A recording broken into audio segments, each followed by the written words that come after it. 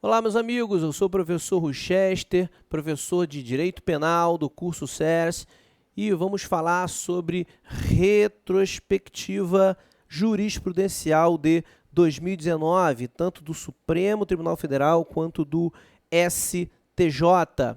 Vou dividir esse tema com o professor Eduardo Fontes, que vai falar nesse enfoque na parte geral do Código Penal, e eu vou falar da parte especial e algumas legislações extravagantes. O objetivo é atualizá-lo sobre aquilo de mais recente da jurisprudência, dando ênfase a mudanças no cenário do direito penal, por conta disso, das mudanças jurisprudenciais, reafirmações de teses, mudanças de teses, tudo isso para deixar você bem informado para o seu concurso de 2020. Para aqueles que não vão prestar concurso, mas que pretendem se atualizar, é um tema também extremamente importante para a sua prática do dia a dia. E o primeiro tema que nós vamos abordar, sob o aspecto da lei penal, parte especial, foi o tema homofobia e transfobia, decidido pelo Supremo Tribunal Federal. Não é? Nós podemos colocar aqui que essa questão foi veiculada, inclusive, no informativo 944 do Supremo. Foi um julgamento em sede de ADO, ação direta de inconstitucionalidade por omissão, mandado de injunção, todos eles julgados no plenário do Supremo Tribunal Federal. Importante você saber o seguinte também sobre essas questões. As fontes, segundo a doutrina do direito, que o magistrado, que todo aplicador do direito, o delegado de polícia, quando for aplicar ali, no caso concreto, a norma penal, todos esses operadores, todos esses atuantes na área jurídica, eles, obviamente, têm como suporte, fundamento na sua decisão, a fonte do direito penal. E a doutrina ela já vem sedimentando o entendimento de que existem, além das fontes legais, ou seja, a lei propriamente dita, nós também temos as chamadas jurisprudências constitucionalizantes. São essas jurisprudências decididas no âmbito de ações de controle de constitucionalidade que possuem efeitos erga omnes e, obviamente, vinculante a todos aqueles que atuam na área jurídica, razão pela qual passa a ser uma fonte do direito da aplicação da norma. Alguns, inclusive, orientam que seria uma fonte formal, como aconteceria, por exemplo, com uma súmula vinculante. Aqui é só um adendo, é só uma dica para que vocês percebam a relevância de se estudar a jurisprudência quando ela advém, por exemplo, de uma decisão no plenário do Supremo nesses moldes. E aí, obviamente, que o Supremo seguiu o que a doutrina chama de mandado de criminalização. Ou seja, reconheceu o Supremo que o legislador não atendeu ao artigo 5º 42 da Constituição, quando diz que a prática de racismo constitui crime inafiançável e imprescritível sujeito a penas de reclusão nos termos da lei. Ou seja, o legislador aqui, ele determina, o constituinte originário determina ao legislador infraconstitucional que ele criminalize o racismo. A questão é que já existe uma criminalização do racismo. Está aqui na Lei 7.716 de 89. E vou ler para vocês. Está escrito aqui, serão punidos na forma desta lei os crimes resultantes de discriminação ou preconceito de raça, cor, etnia, religião ou procedência nacional. Exemplo de discriminação, eu vou citar aqui o artigo 20. Praticar, induzir ou incitar discriminação ou preconceito de raça, cor, etnia, religião, procedência nacional. A Lei 7.716, ela tem diversos dispositivos que criminalizam comportamentos de exclusão social.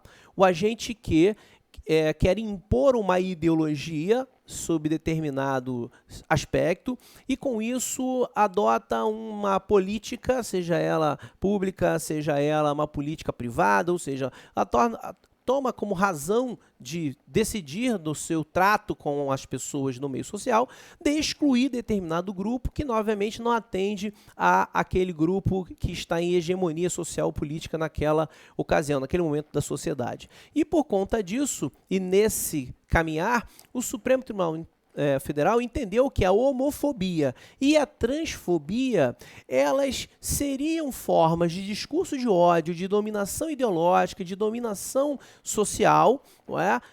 A despeito de excluir determinados grupos que, por essas características, ainda que biológicas ou fenotípicas, elas não façam parte de um determinado grupo social.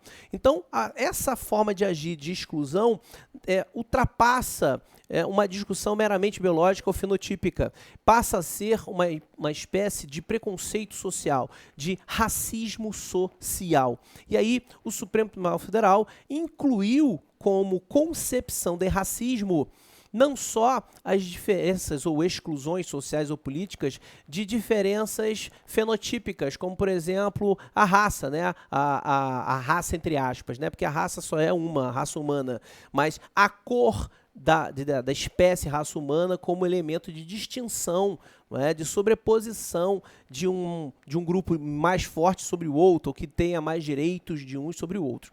Então, além dessas concepções biológicas e fenotípicas, que seria a cor, identificou o Supremo Tribunal Federal que a transfobia e a homofobia, elas também seriam formas de exclusão de pessoas da sociedade em razão das características que elas possuem. Nesse caso aí, características de conotação de escolha de opção sexual. E aí, obviamente, que esse assunto vai entrar numa outra seara, que a parte geral que o professor Eduardo Fontes vai abordar, que seria a violação não princípio da legalidade. A questão aqui, sob o aspecto da lei penal especial, é de que a concepção de racismo passou a ter uma interpretação extensiva. Não é? Já é falar besteira, restritiva. É uma interpretação extensiva, ou seja, ampliou-se o conceito de racismo, incluindo aí uma concepção social e não biológica ou fenotípica. Essa é a orientação do Supremo. E aí, obviamente, isso, apesar de ter sido uma ideia do Supremo de obrigar o legislador, que hoje em dia não basta mais que ele esteja em hora, pode o Supremo, já entendeu o Supremo, que ele pode também dar efetividade por alguma forma àquela norma não criada pelo legislador, e aí o que o Supremo fez foi dar uma interpretação extensiva. Agora, além da interpretação extensiva, eu posso também ampliar a interpretação sobre os elementos normativos do tipo, não é? Aqui fez-se uma interpretação extensiva do artigo 1º daquilo que seria preconceito, na Lei 7.716, mas também temos, aí você pode olhar aí, que no artigo 140, parágrafo 3º do Código Penal, nós temos a injúria racial. E a grande questão é, esta concepção de racismo abarcaria também a injúria racial ou nós só teríamos essa interpretação para os crimes definidos na Lei 7.716 de 89, que é a lei que trata de racismo. E aí, obviamente, uma pequena relembrança, uma pequena recordação. A diferença entre a injúria racial e o racismo é de que, como dito, o racismo ele prega uma forma de exclusão social. Ou seja, o objetivo aí o sujeito passivo desse delito é uma coletividade, é um grupo de pessoas incluídos nessa concepção de racista, né? De raça.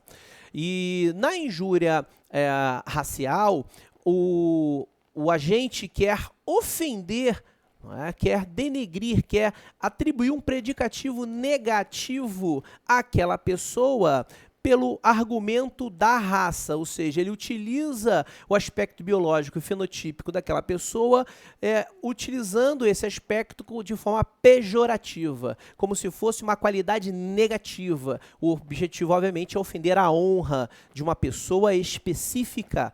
Então, a injúria racial, ela não se confunde com o crime de racismo.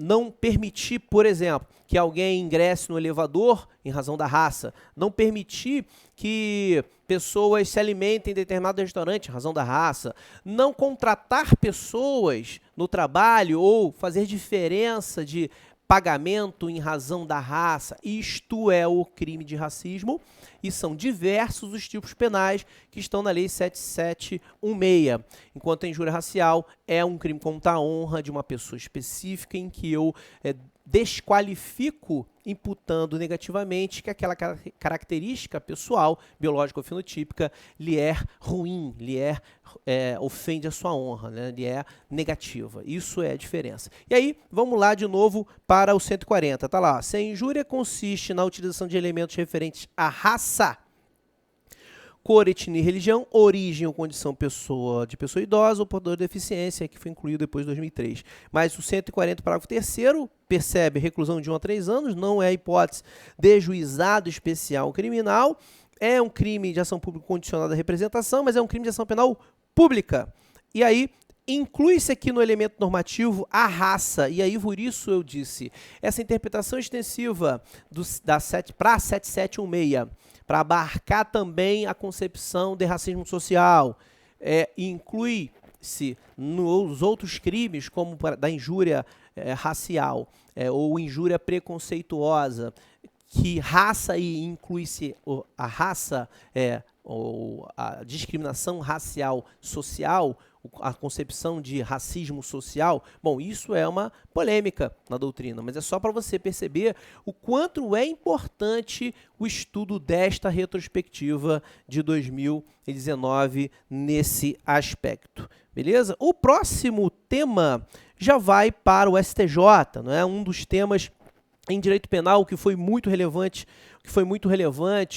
foi essa questão na parte de legislação extravagante e lei penal especial, não é? A lei penal especial é a parte especial do Código Penal. Então, falamos aí da lei do racismo e da injúria racial e a possibilidade dessa concepção de racismo social fazer parte do alcance do elemento normativo, elementar normativa raça da 140, no 140, parágrafo 3º. Obviamente que em 2020 teremos posicionamentos, talvez, de posições de questionamentos como esse. Vamos esperar, não é? De qualquer maneira, fiquem espertos, que isso é um tema extremamente importante.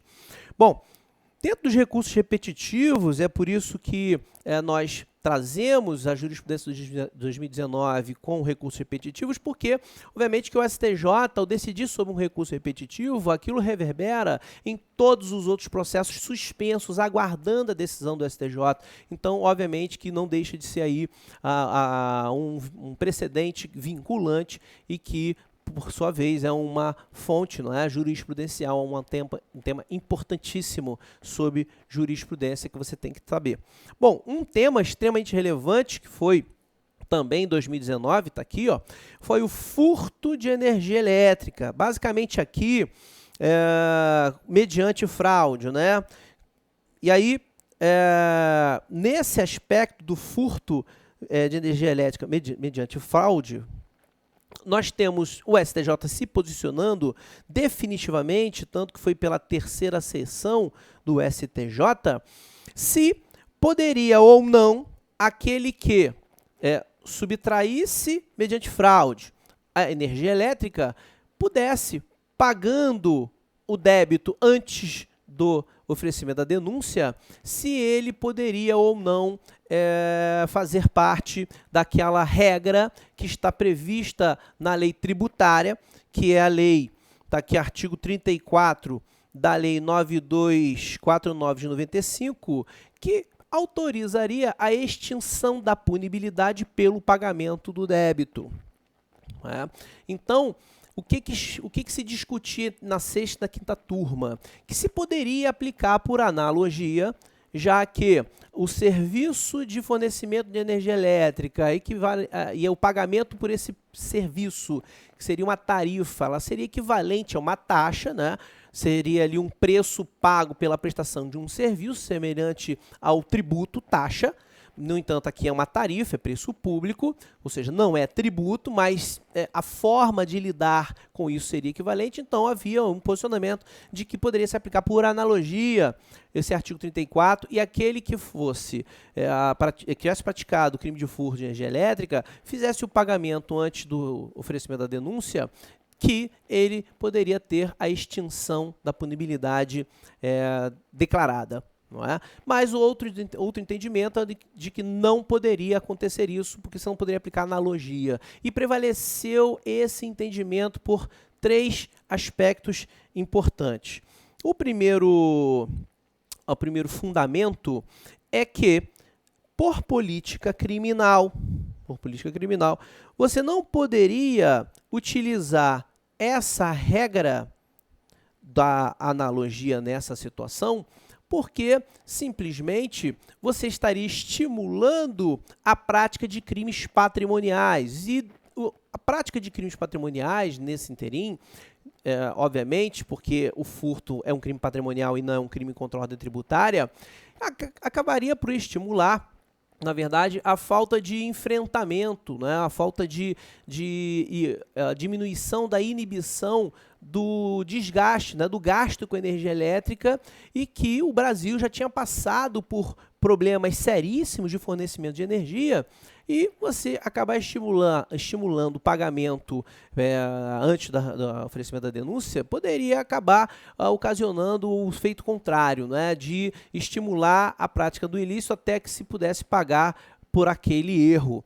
Então, entendeu-se que por política criminal você não poderia utilizar a regra dos crimes contra a ordem tributária nos crimes contra o patrimônio, porque o bem jurídico aí é extremamente relevante e por política criminal você não pode deixar de enfrentar a questão da energia elétrica. Então, obviamente, é uma nítida hipótese de utilizar o direito penal como forma, obviamente, de política pública, não é? Nesse caso, uma política criminal. O outro entendimento, outro fundamento é de que o Código Penal possui regra própria, não é? Ele possui uma regra específica sobre o pagamento que caracterizaria pelo arrependimento posterior. E aí, obviamente que lá está previsto no artigo 16 que aquele que restituir a coisa, né, que pagar o prejuízo até o recebimento da denúncia, ele até vou corrigir aqui, eu estava falando do oferecimento de denúncia, é recebimento da denúncia, tá?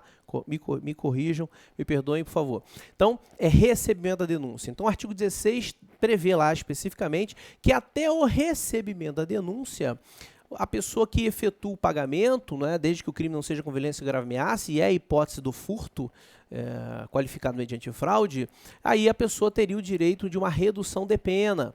Então, há uma regra específica já que premia aquela pessoa que resolve se arrepender da prática do ilícito. Então, não poderia se aplicar a analogia, já que aqui há regra específica, e então não se aplica a analogia. Bom, a outra hipótese é que o caso, e eu já até falei aqui, este caso é uma hipótese de tarifa ou preço público e não é tributo caracterizado pela taxa, especificamente taxa.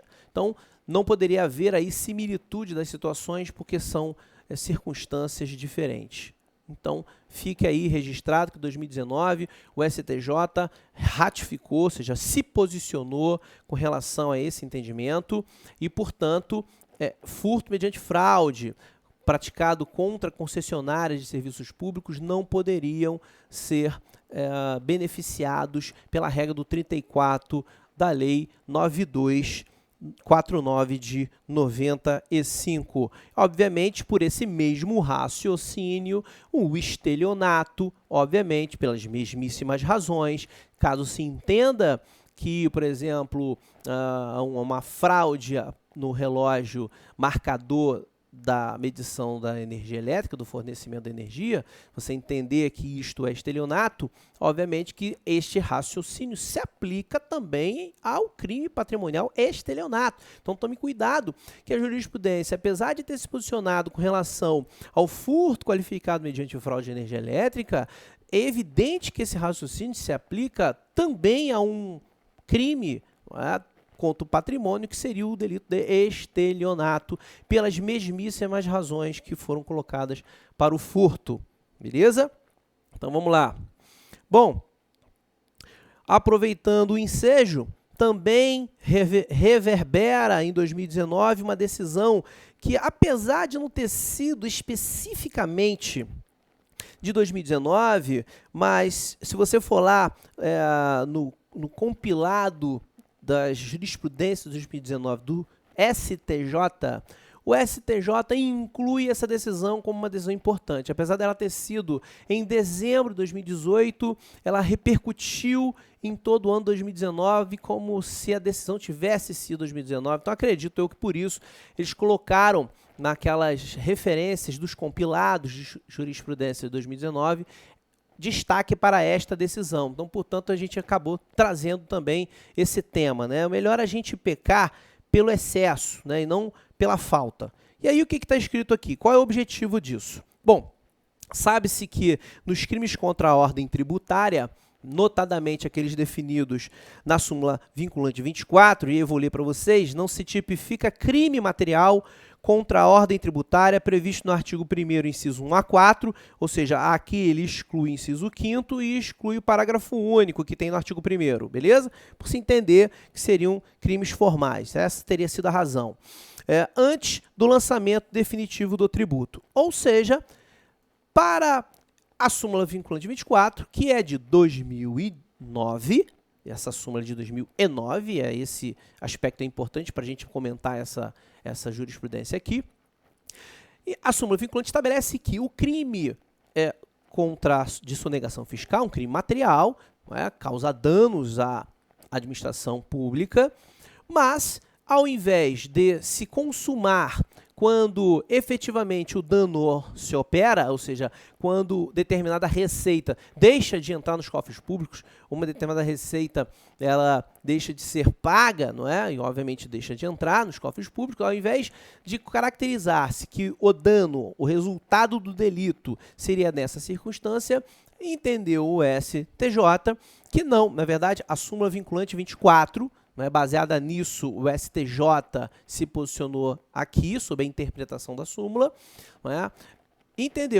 o Supremo entendeu que para consumar-se esse delito, e essa questão acaba indo para o STJ também por conta da prescrição, do momento inicial do lapso prescricional, porque o crime se consuma para a súmula vinculante 24 quando ocorre o chamado lançamento definitivo do crédito. O que é isso? Se identifica que uma pessoa, por exemplo, não recolheu o tributo, não recolheu o dinheiro para os cofres públicos, se instala um PAF, procedimento administrativo fiscal, que tem contraditório em ampla defesa, e aí ao final, se ficar caracterizado que efetivamente aquele tributo não foi recolhido, aí a Receita, ou a Fazenda, digamos assim, a Fazenda, seja ela municipal, estadual, federal, a Receita, a Fazenda Pública, ela realiza o lançamento definitivo do crédito, ou seja, o crédito efetivamente existe com esse lançamento. Portanto, eu não poderia sonegar um crédito tributário se esse crédito não existisse, e foi esse o raciocínio utilizado pelo Supremo Tribunal Federal para instituir essa súmula vinculante 24. E aí, consequentemente, a prescrição começa a fluir com esta data, ou seja, da data do lançamento definitivo. Maravilha, até aí tranquilo. Essa decisão, ela traz o que de interessante? A interpretação que se faz da súmula vinculante, por se tratar de uma súmula que diz respeito a uma regra sobre prescrição, ela poderia ser aplicada, já que em tese, prejudicaria mais o réu, não é? Porque se a sonegação aconteceu, por exemplo, em 2000, não é? E se o resultado foi em 2000, a prescrição já estaria correndo. Mas, se você define que é só depois do procedimento administrativo fiscal, que pode demorar um tempo, pode, por exemplo, em 2004, ocorrer o lançamento definitivo do crédito. E pela súmula, a partir dali, o crime se caracteriza, ou seja, o crime se consuma. Então, é a partir dali que a prescrição começa a correr. E isso, obviamente, essa interpretação ela é mais prejudicial para a interpretação anterior, de que o crime só se consumaria com o dano à fazenda. Então, não é com o dano que o crime se consuma, mas com o lançamento definitivo, que pode ser em tempo totalmente posterior, obviamente, à sonegação fiscal. Pergunta é, esta súmula vinculante, por trazer esta interpretação, que no fundo acaba prejudicando o réu, aplica-se aos delitos praticados antes da súmula vinculante 24? E aí o STJ se posicionou dizendo que sim, se aplica anteriormente. Isto é que é extremamente importante para o concurso público, porque em princípio você poderia se posicionar, obviamente, com base na jurisprudência, né, amigos? Porque se você for ver doutrina, pode ser que a doutrina e fala, ela transita diferente, ela pode interpretar de forma diferente, esse raciocínio. Então, no aspecto jurisprudencial do STJ, você vai perceber, aqui eu trouxe para vocês, ó, crime contra a ordem tributária, súmula vinculante 24. Primeiro eu expliquei a súmula vinculante para você entender o julgado. Fato típico anterior à sua edição, incidência, ou seja, aplica-se esta interpretação que causa mais prejuízo para o réu por conta do lapso prescricional aos fatos anteriores a 2009, com o caso que foi o ano da edição da súmula. E isso não seria uma violação do princípio da irretroatividade da lei penal mais grave, porque, na verdade, você não está falando de lei penal. O STJ, inclusive, fundamentou no sentido de que o que estaria se fazendo com a súmula, com o surgimento da súmula, é nada mais, nada menos do que só solidificar, consolidar aquilo que já estava sendo aplicado ao longo da jurisprudência, ao longo dos anos. Então, a súmula só veio, digamos, dar segurança jurídica, dar um posicionamento pacificado sobre aquilo que já estava sendo feito. Então, não tinha sentido, não tem sentido, você não permitir a aplicação retroativa da interpretação dada pela súmula vinculante 24 à consumação dos crimes contra a ordem tributária, notadamente os de sonegação fiscal e especificamente artigo 1º, inciso 1, 2, 3, 4, excluindo o inciso 5º, excluindo o parágrafo único, excluindo outros tipos penais, como 168A, por exemplo, que também é uma hipótese de sonegação fiscal, mas não foi incluído aqui nessa súmula vinculante. Então, esse é um tema extremamente importante que diz respeito aqui, ó, à Lei 8.137 de 90. Próximo julgado importante, né?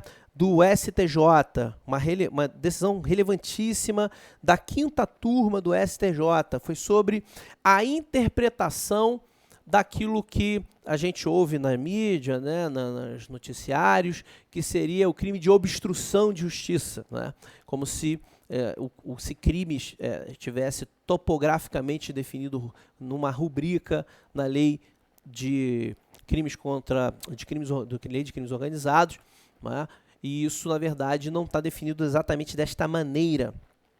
Na verdade, o parágrafo 1º, ele equipara o comportamento previsto no artigo 2º, que é o crime do crime organizado, que é a tipificação do crime organizado, a constituição, o fazer parte de uma organização criminosa, crime tipo penal previsto, pela Lei 12.850 de 2013, pena alta, 3 a 8 anos, e vem o parágrafo 1º, que é o objeto desse julgado, e diz o seguinte, ó, nas mesmas penas incorre quem impede, de qualquer forma, embaraça a investigação de infração penal. A infração penal aqui, obviamente, crime e contravenção. E aí, continuando, quem envolve a organização criminosa. Essa parte aqui foi eu que coloquei para que vocês saibam o destaque do tema. O destaque do tema é o seguinte, o STJ entendeu que quando se colocou a expressão investigação de infração penal, quis dizer o legislador, ou seja, uma interpretação extensiva de que investigação da infração penal pressupõe qualquer ato de descoberta da verdade. E atos que buscam a descoberta da verdade ocorrem tanto na investigação criminal, inquérito policial, inclusive destacou esse aspecto, dizendo que não usou nem a expressão inquérito policial, justamente para não limitar esta fase da persecução penal. Portanto, quando se fala em investigação criminal, quer o STJ, melhor, deu o STJ interpretação extensiva, dizendo que, na verdade, isso significa persecução penal como um todo.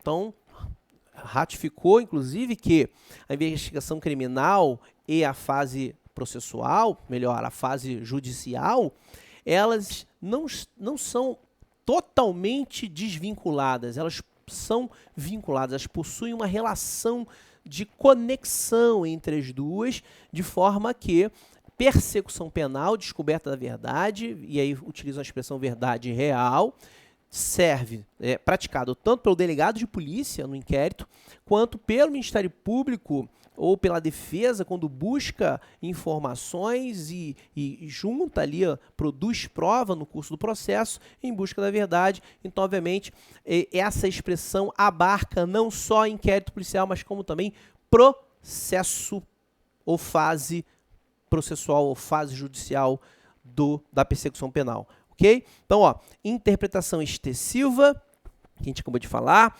e em face da razoabilidade, até mesmo o outro fundamento do STJ é de que não seria razoável você criminalizar o comportamento de embaraçamento, de prejuízo à investigação criminal de crime organizado, e na fase processual o delito não se operar, não seria razoável interpretar de forma restritiva. Então a interpretação se faz de forma ampliativa, de forma extensiva, até porque está aqui, ó, existe no próprio inquérito policial o contraditório diferido no tempo, ou seja, produção de elementos informativos ou elementos probatórios, expressão usada pelo STJ, elemento probatório, que repercutem no processo penal, na fase da instrução. Então, portanto, embaraçar ali repercute também na fase processual, razão pela qual o STJ fez essa interpretação extensiva. Beleza, meus amigos?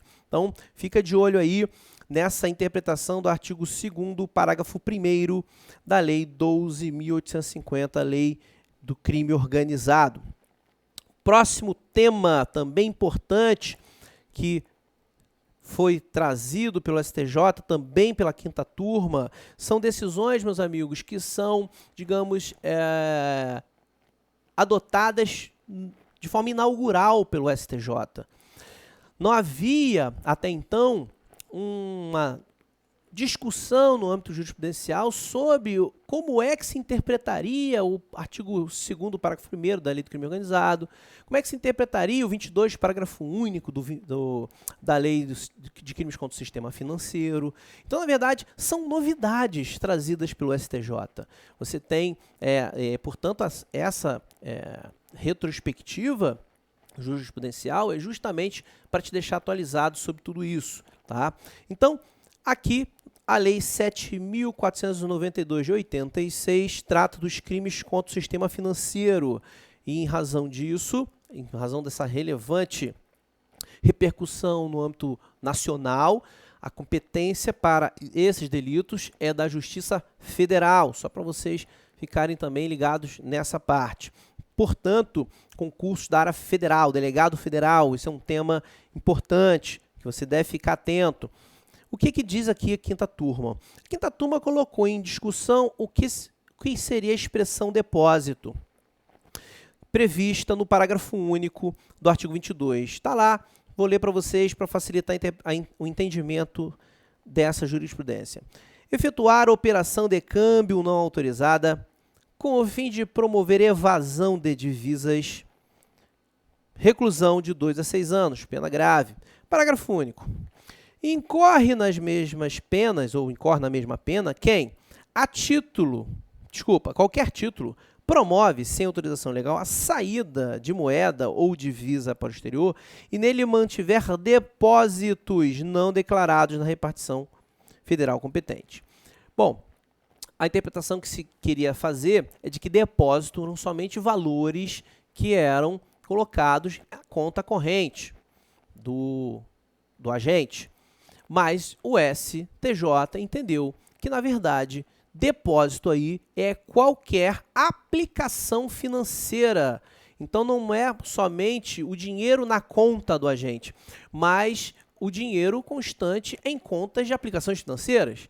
não é? Ou em contas, ou em aplicações, operações financeiras em que o dinheiro, obviamente, possui rendimentos, e isso sendo feito no exterior sem a devida declaração aqui na Receita Federal. Então, termo depósito aí não é só dinheiro sendo colocado na conta corrente, mas a destinação de valores para aplicações financeiras também entra no conceito de depósito para os crimes contra o sistema financeiro. Ok? Então, fica essa dica aí. Esse julgado é um pouco mais simples, mas, obviamente, poderia pegar você desprevenido se você não sabe esse entendimento. Bom, outra decisão do STJ que reafirma ou melhor, praticamente se posiciona, né, de uma forma mais contundente sobre a polêmica existente entre a fraude que existe na doutrina, na jurisprudência, sobre a fraude no medidor de energia elétrica. Até comentei há pouco, não é? Quando a gente falou sobre a possibilidade de extinção da punibilidade com o pagamento daquele valor furtado, né, por fraude ao medidor elétrico, de energia elétrica, antes do recebimento da denúncia. A gente falou sobre esse aspecto. Agora quando se frauda o relógio, você estaria diante de um furto mediante fraude.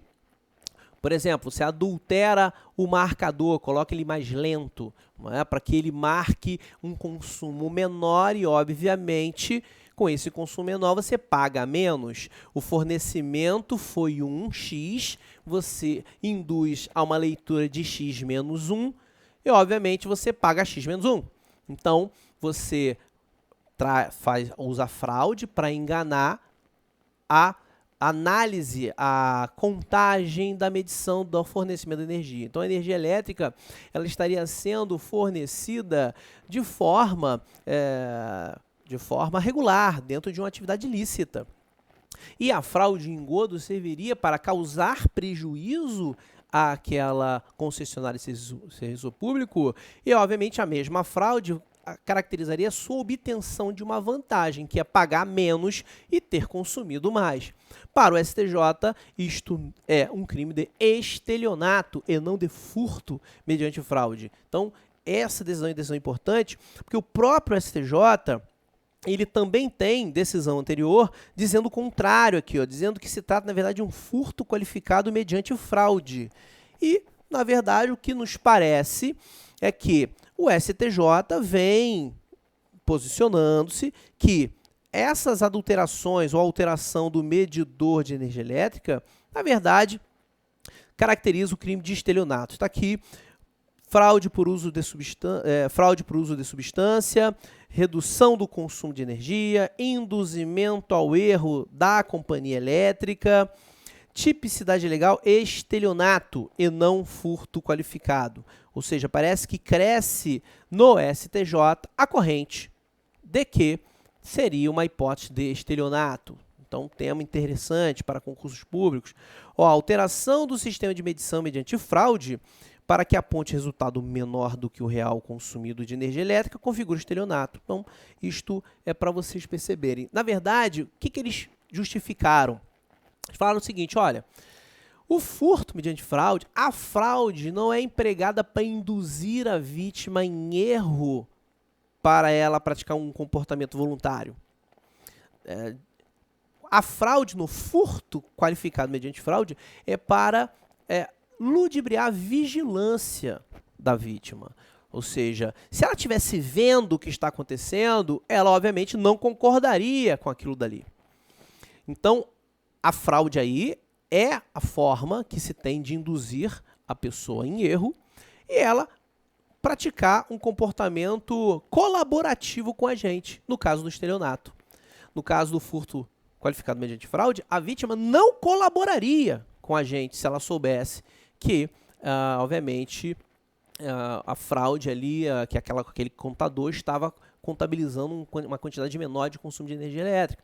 Então, o fato disso estar acontecendo e continuar fornecendo energia faz com que esta pessoa entregue o bem jurídico tutelado ali, que é a energia elétrica, o objeto jurídico do delito é a energia, ela entregue voluntariamente ao agente, concordando com o fornecimento.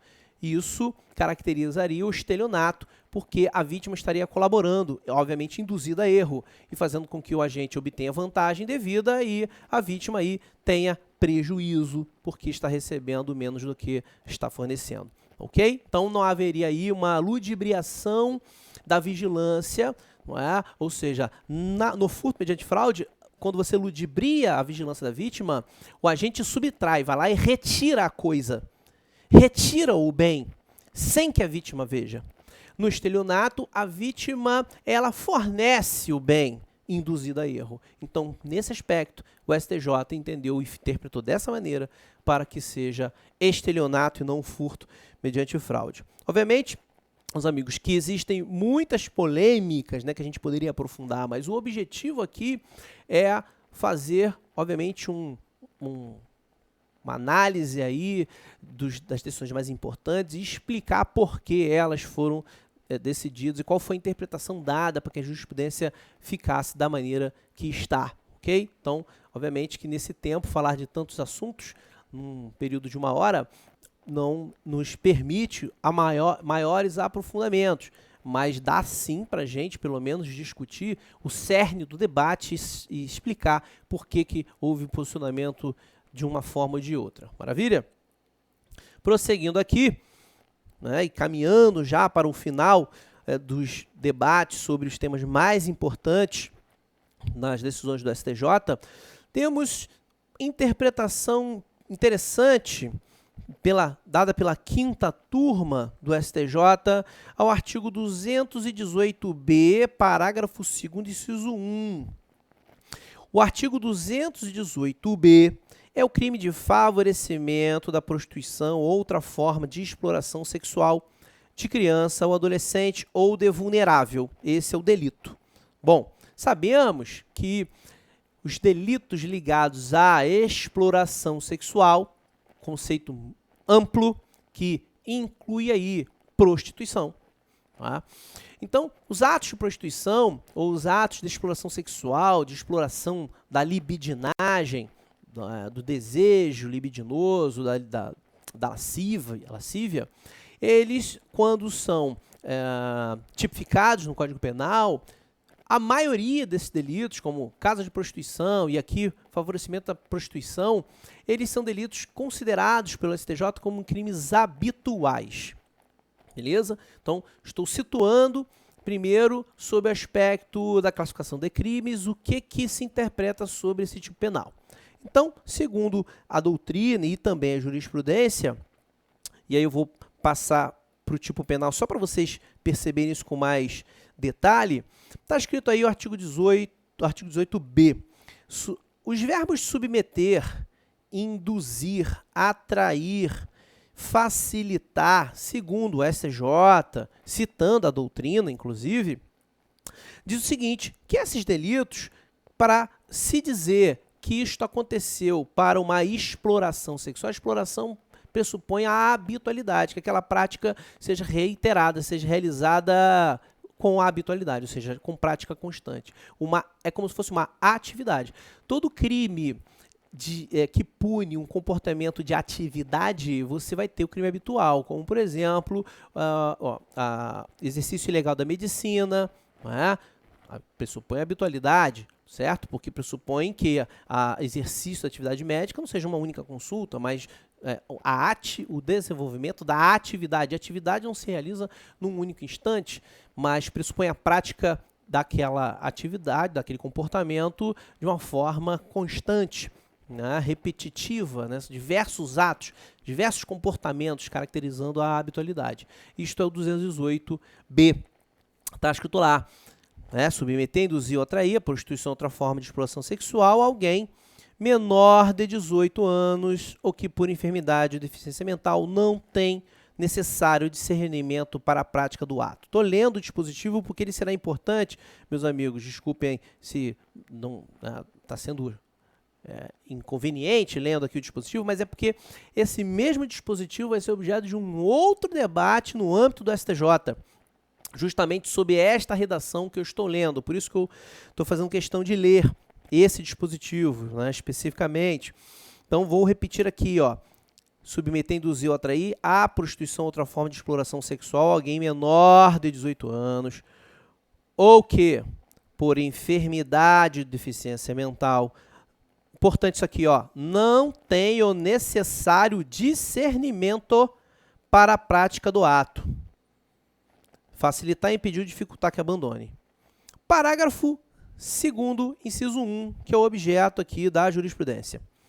Incorre nas mesmas penas quem pratica conjunção carnal ou outro ato libidinoso com alguém menor de 18 anos e maior de 14, na situação descrita no caput. Aí vem a complicação, porque na situação descrita no caput, se o caput ele descreve comportamento habitual, então pressupõe que a atividade do cliente, que este delito aqui, pune o cliente, ó, quem pratica conjunção carnal ou outro ato libidinoso com alguém, ou seja, alguém sujeita uma pessoa menor de 18 nessas condições à exploração sexual e o cliente tem conjunção carnal ou ato libidinoso. Esse cliente então pratica o artigo 218b, parágrafo 2º, 1. E, obviamente, para ele praticar esse delito, precisa também realizá-lo de forma habitual. Este é o ponto, este é o X da questão. O STJ disse que não precisa praticar habitualmente esse comportamento. Basta uma única prática, basta uma única conjunção carnal ou ato libidinoso, tentado ou consumado, obviamente, que incorre nas mesmas penas, ou seja, reclusão de 4 a 10 anos. Beleza? Então, esse julgado aqui da 5ª turma deixa isso claro. Tá? Agente que pratica conjunção carnal ou outro ato libidinoso, habitualidade desnecessária. Tá? O crime, no inciso 1, parágrafo 2º do artigo 212 do Código Penal, se consuma independentemente da manutenção de relacionamento sexual habitual entre o ofendido e o agente. Obviamente que esta foi a tese de defesa do agente e o STJ rechaçou esta tese, surgindo aí um posicionamento do STJ sobre a natureza do delito que está previsto no artigo 218b, parágrafo 2º, botei aqui para você, inciso 1. Não é? Então, evidentemente que isso é um delito de resultado, porque precisa da conjunção carnal ou ato libidinoso, admite tentativa, então não é um crime que, obviamente, é habitual, mas você pode caracterizá-lo como um crime instantâneo, certo? Crime material, crime de dano e, portanto, bem diferente da classificação do 218b. Ainda sobre o 218b, a 5ª turma, nesse mesmo julgado, se posicionou de uma outra forma também extremamente importante, falando sobre a chamada vulnerabilidade relativa. Cuidado! Poderia se questionar no concurso se existe vulnerabilidade relativa com o Código Penal, né? Depois da Lei 12.015/2009, se haveria ali uma vulnerabilidade relativa. E o STJ se posicionou no sentido de que sim. Em que hipótese? Na hipótese do artigo 218b, diz lá o STJ, favorecimento da prostituição, outra forma de exploração sexual de criança e adolescente vulnerável, tipicidade e enquadramento dos adolescentes no conceito de vulnerabilidade relativa, ou seja, eles são relativamente vulneráveis. Os menores de 18 anos, obviamente maiores de 14, né? Estão entre 18 anos e 14. Sim, porque se houver ato libidinoso, conjunção carnal com o menor de 14, você estará diante do 217A do Código Penal, estupro de vulnerável. Não estamos falando aqui do estupro de vulnerável, que pressupõe uma vulnerabilidade absoluta. O STJ também já se posicionou sobre isso, não foi em 2019, já é um posicionamento anterior, né, dos anos de 2016 para cá. O STJ vem reiteradamente sustentando que não importa se a vítima, por exemplo, tinha habitualidade sexual, se era namorado, se era com um namorado com quem ela mantinha relacionamento sexual, se os pais consentiam com tudo isso, o STJ não quer saber. Menor de 14 anos, vulnerabilidade absoluta e, consequentemente, estupro de vulnerável. Beleza? Então, o STJ já tem posicionamento bem firme nesse sentido. E por conta disso, obviamente, poderia nos estranhar essa posição atual. No entanto, ele não está se referindo ao 217A, não é sobre ele que o STJ está se posicionando, é sobre o 208B. Vou voltar lá na redação. Está aqui, ó.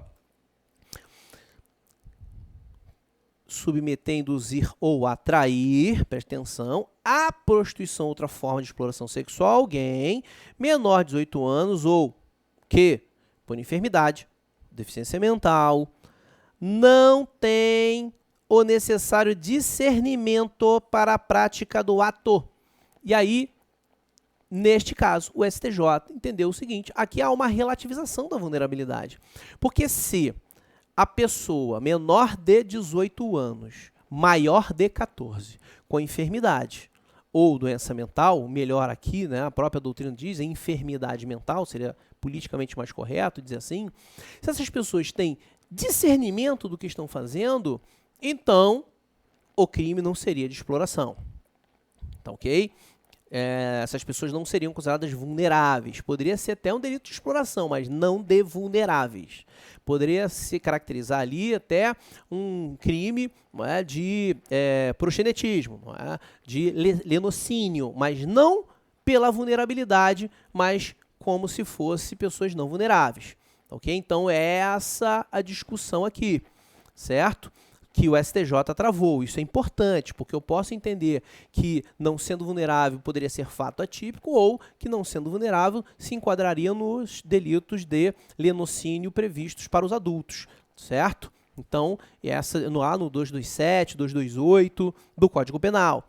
Então, essa discussão é uma discussão que ainda será mais bem ventilada, ou será mais debatida ainda, em razão disso. Mas é importante que você saiba que a vulnerabilidade relativa recai nessa interpretação, se extrai dessa interpretação, por conta da redação aqui do não ter o necessário discernimento para a prática do ato, que é, obviamente, o ato lá da exploração sexual, tá? Então, o que fez aqui o STJ, nesse sentido, aqui em 2019, aqui ó, o artigo 218b do Código Penal, não basta aferir a idade da vítima, devendo averiguar se o menor de 18 anos ou pessoa enferma ou doente mental. Então, muito cuidado com isso, porque no concurso público virá um exemplo envolvendo uma pessoa com enfermidade mental, não é? Tá aqui, ó. Enferma ou doente mental, na verdade, o enfermo, a enfermidade mental não deixa de ser uma espécie de enfermidade, né? Mas o legislador, obviamente, não tem tanta técnica assim, a gente já sabe disso, né? E de vez em quando dá esses vacilos. E na questão pode vir uma hipótese dessa e você, obviamente, de tanto ler o 217A, parágrafo 1º, que também fala em estupro de vulnerável quando a pessoa está nessa situação de vulnerabilidade, né, não tem discernimento nenhum. Então, obviamente, toma cuidado que isso pode te induzir a erro, achando que não há vulnerabilidade, que a vulnerabilidade ela seria absoluta, na verdade é relativa. Tá? Não tem necessário discernimento para a prática do ato, ou por outra causa não pode oferecer resistência. Preste atenção nisso aqui. Ou por outra causa não pode oferecer resistência. Neste caso concreto, o STJ entendeu que, apesar do menor de 18 anos ter discernimento da prática do ato libidinoso ou da conjunção carnal, ele não tinha uma outra forma de oferecer resistência, porque aquela exploração estava sendo praticada para se aproveitar ou se aproveitando da situação de miserabilidade econômica. A pessoa estava numa situação de penúria, passando fome, por questão de sobrevivência, se sentiu atraída, né? O que levou em consideração para que ela também pudesse ser induzida foi não só o fato de ser menor de 18 anos, mas pelo fato dela estar numa situação de miserabilidade econômica. E aí o STJ entendeu que, por conta disso, não haveria relativização desta vulnerabilidade. Neste caso, o menor de 18 sabia, tinha discernimento, mas o fato dele ser muito pobre era uma causa que fez com que ele não pudesse oferecer resistência. Então tome cuidado, que miserabilidade econômica, pobreza, quando aproveitada como circunstância que acaba vulnerando a pessoa, né? Acaba sendo um fundamento para que ela se sinta atraída para a prática de exploração sexual, é considerado pelo STJ uma forma de diminuição de resistência, beleza?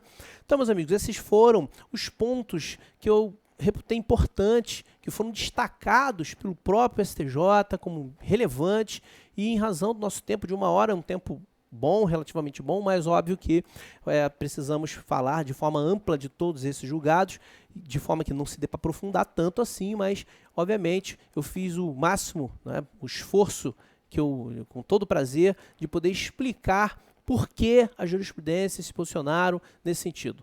Então você tem, na verdade, decisões que realmente são jurisprudências firmes, ou seja, entendimento majoritário do STJ, e você também tem aqui nessa retrospectiva posicionamentos novos, inéditos, interpretações originais sobre determinados dispositivos, trechos dos dispositivos, que obviamente são julgados ainda, não forma uma jurisprudência, ou seja, ainda não retrata, a gente não sabe se retrata o entendimento majoritário do STJ, mas já mostra uma inclinação daquilo que pode vir a se posicionar o STJ quando trazemos as decisões das suas turmas. Ok?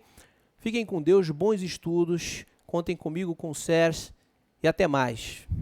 Um forte abraço.